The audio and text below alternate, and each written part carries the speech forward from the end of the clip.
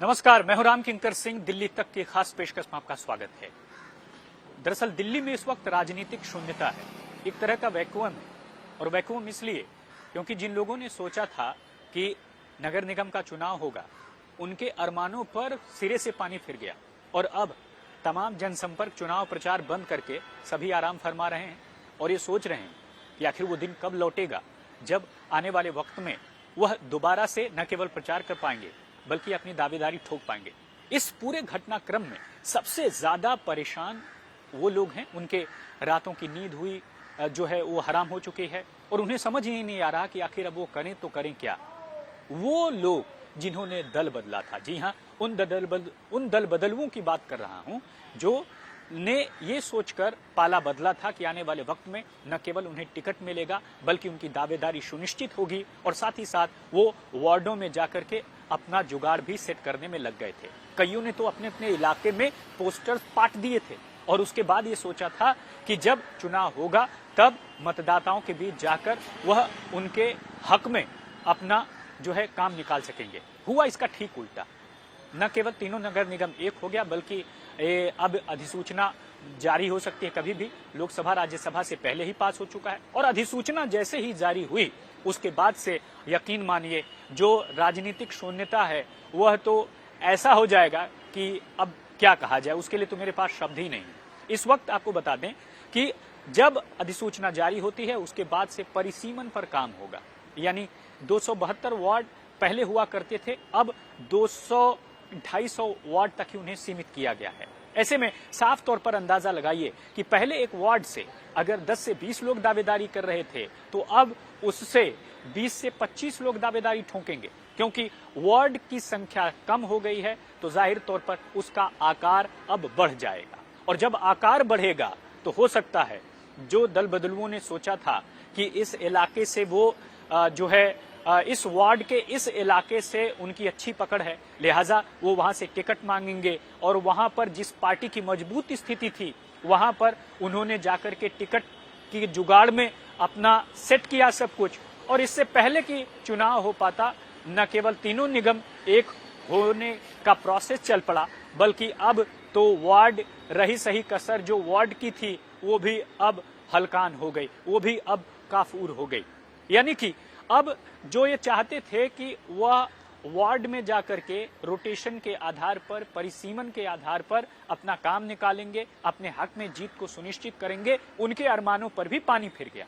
क्योंकि वार्ड का आकार जब बढ़ा होगा तो जाहिर तौर पर कुछ इलाके ऐसे हैं जो कि जुड़ जाएंगे, जुड़े रहेंगे और बाकी कई इलाके ऐसे होंगे, अधिकतर ऐसे होंगे जो फिलहाल दूसरे वार्ड में जा सकते हैं।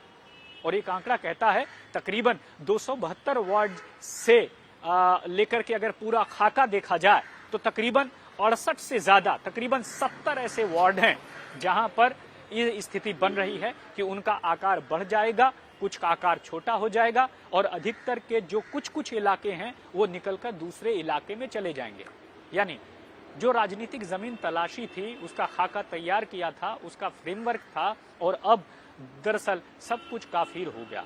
न केवल भौगोलिक स्थिति बदल जाएगी, सियासी समीकरण बदल जाएंगे, बल्कि लगता तो है कि मतदाताओं का मूड कहीं न बदल जाए और इसकी सबसे ज्यादा खामियाजा भुगतना पड़ेगा आम आदमी पार्टी, क्योंकि कई दल बदलुओं ने और ज्यादातर के अगर आप आंकड़े में जाएंगे तो 1 दर्जन से ज्यादा के पार्षदों ने आम आदमी पार्टी का रुख किया था अलग अलग। चाहे वो कांग्रेस से सबसे ज्यादा पार्षद गए थे आम आदमी पार्टी में, उसके बाद बीजेपी से गए, लेकिन अब दिक्कत उनके सामने यही है कि आखिर वो करें तो करें क्या। न केवल समीकरण बदल गए, भौगोलिक स्थितियां बदल गईं, बल्कि अब तो दिक्कत ये है कि अगर 250 वार्ड के आधार पर भी वह टिकट की मांग करते हैं तो उन्हीं पार्टी के जिसमें वो दाखिल हुए हैं उन्हीं के नेता उनके खिलाफ बगावत कर सकते हैं और उनको हरवाने में जुट जाएंगे। तो सवाल यही है कि अब उनके सामने स्थिति क्या बचती है। अब उन्होंने तो ये मौका देखा था कि अब उनकी जीत बिल्कुल निश्चित हो जाएगी, लेकिन केंद्र के एकीकरण के फैसले ने न केवल चुनावों को टाल दिया बल्कि आने वाले वक्त में एक राजनीतिक शून्यता पैदा कर दी। अब अगर अधिसूचना जारी हो जाती है तो यकीन मानिए 6 महीने से ज्यादा का समय लगेगा। 6 महीने तो बहुत कम से कम मैं कह रहा हूं, उससे ज्यादा का समय लग सकता है, क्योंकि 250 वार्ड के लिए जब परिसीमन होगा तो उसको जो है ध्यान में रखना और उसके लिए काम करना। सबसे पहले एक नया परिसीमन आयोग बनाना और उसके बाद से लोगों के उस पर सुझाव जुटाना और 250 वार्ड को लेकर के तैयारियां करना, ये अपने आप में एक बड़ा ही क्लिष्ट और बड़ा ही कठिन काम है, जिसमें काफी ज्यादा वक्त लगता है।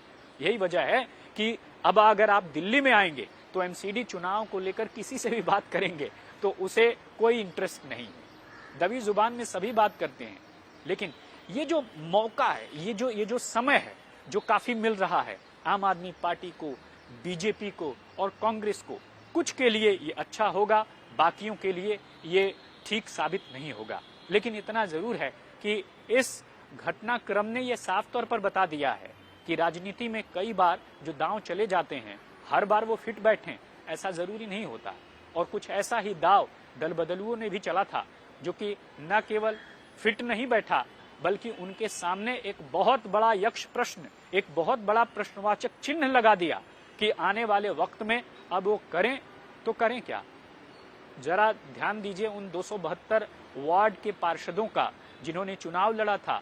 अब 250 जब वो आ जाएंगे तब ऐसे में बहुतों के टिकट कटेंगे और अब उनके सामने भी एक बड़ा राजनीतिक सवाल खड़ा हो गया कि आखिरकार अब वो करें तो करें क्या। लिहाजा राजनीति में कुछ भी निश्चित नहीं होता, कभी कुछ भी कहीं भी कभी भी हो सकता है। हर मौका फिट बैठे, हर सियासी चाल अपने में कामयाबी दे, ऐसा भी बिल्कुल नहीं है। यही वजह है कि मैं कह रहा हूं कि दिल्ली में एमसीडी चुनावों को लेकर न केवल राजनीतिक शून्यता है, बल्कि जो तमाम पार्षद हैं उनके भविष्य के, राजनीतिक भविष्य के सामने एक सबसे बड़ा यक्ष प्रश्न है। इस सवाल का जवाब अभी मिलेगा, लेकिन उसके लिए इंतजार करना पड़ेगा। कैमरे के ठीक पीछे जिनके जरिए ये वीडियो आप तक पहुंच रहा है वो अभिषेक सिंह हैं और साफ तौर पर वह वीडियो बनाने में मदद कर रहे हैं।